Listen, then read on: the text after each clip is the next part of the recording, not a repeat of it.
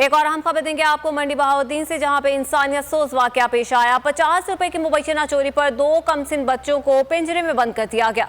दुकानदार ने 2 बच्चों को मुबैना चोरी के शुबे में पुलिस के हवाले कर दिया।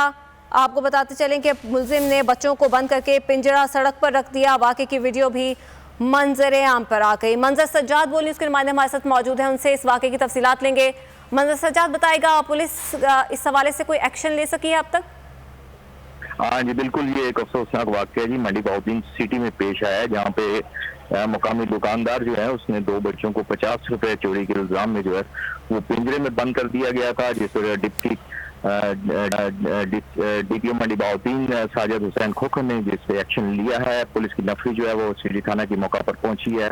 उन्होंने बच्चों को बाजियाब कराया है और जो मुलजिम है जिसने बच्चों को पिंजरे में बंद किया है मोहम्मद अली, उसके खिलाफ जो है मुकदमा दर्ज कर लिया गया है। प्लीज ठीक है, मुलजिम के खिलाफ मुकदमा दर्ज कर लिया गया है। मंजर सज्जाद इस हवाले से आगाह कर रहे थे, आपका बहुत शुक्रिया। सब्सक्राइब करें और बेल दबाएं ताकि कोई खबर रह न जाए।